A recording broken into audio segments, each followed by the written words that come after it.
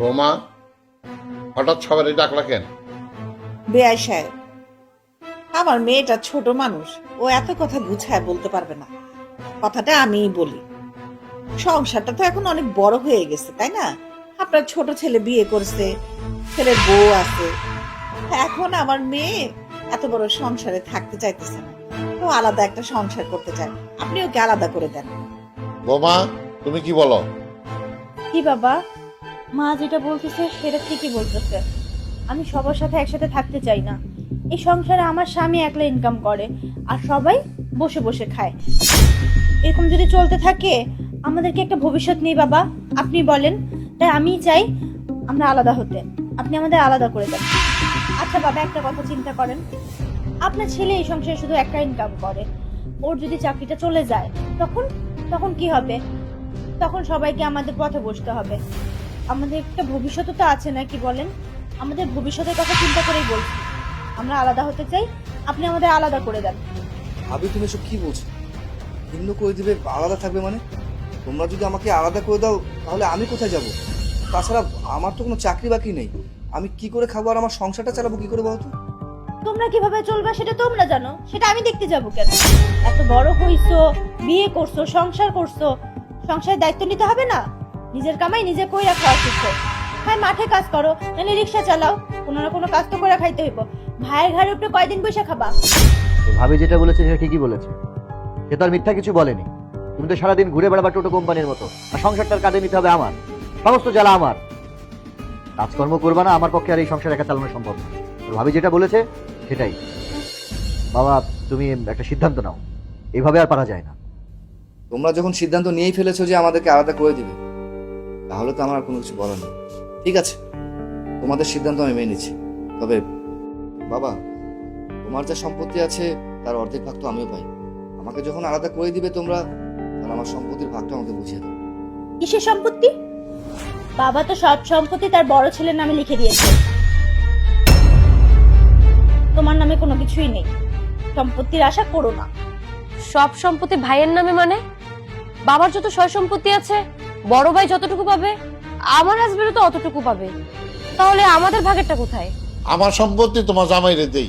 তোমার জামাই সারাদিন খেলে হলো ক্যারাম বোর্ড, কতদিন পর খেলবো জুয়া। এই জুয়া খেলতে খেলতে আমার সয় সম্পত্তি সব বেচা ফালাই। তখন তখন আমি কি করবো? এই জন্য ওর নামে কোনো সম্পত্তি আমি দেই নাই।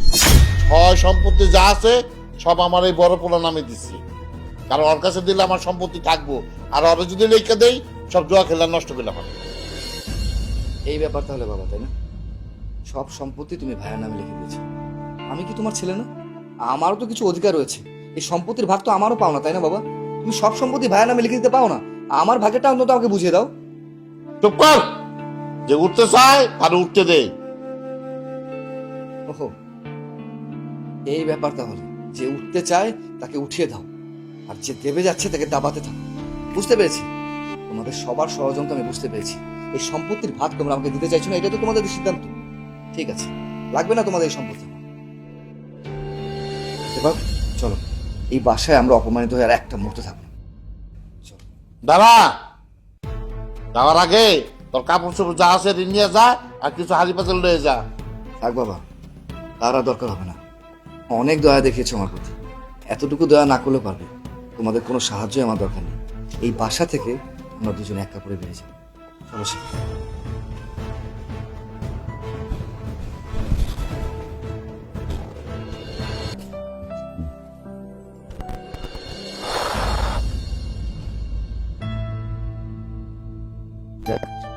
অ্যাটলিস্ট বাসা করে নিয়ে ফেললাম।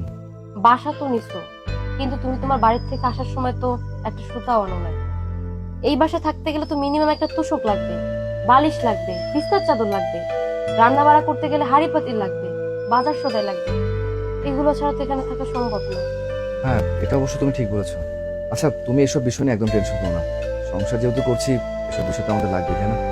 আমি দেখি বাইরে যাই, একটা কাজের বন্দোবস্ত করে আমাদের যা যা লাগবে সংসারের জন্য আমি সবকিছু ব্যবস্থা করছি। তুমি টেনশন করো না। যাও, তুমি ঘরে যাও। আর হ্যাঁ, ঘরে গিয়ে ঘরটা একটু পরিষ্কার করো, ঠিক আছে? কিভাবে পরিষ্কার করবো? এখানে কি ঝাড়ু আছে নাকি? ঝাড়ু, বেলচা, বালতি এগুলো তো প্রয়োজন। ও হ্যাঁ, তাই তো। আমরা তো কিছুই সঙ্গে নিয়ে আসিনি। আচ্ছা ঠিক আছে, আমি আসার সময় সবকিছু নিয়ে আসবো। তাহলে তুমি রুমে যাও, রুমে গিয়ে রেস্ট করো। হ্যাঁ আচ্ছা ঠিক আছে।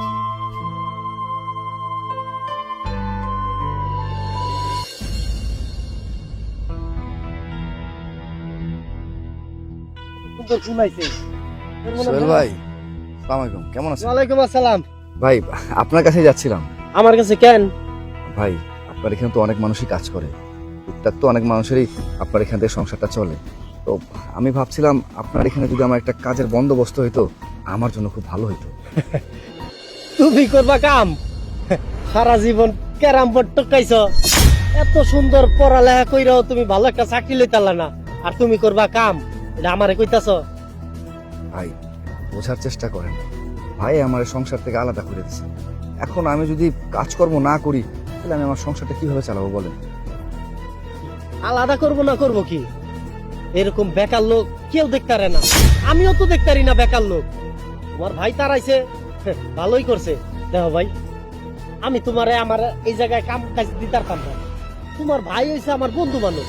তোমার ভাই জুতে দেখে তুমি আমার আন্ডারে কাজ করো, তোমার ভাই আমারে কইব কিরে শেষ পর্যন্ত আমার ভাইটারে কামলা বানায় লইছস।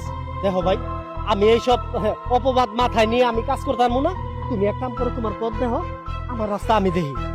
আচ্ছা ঠিক আছে ভাই, আসি। ওয়ালাইকুম আসসালাম।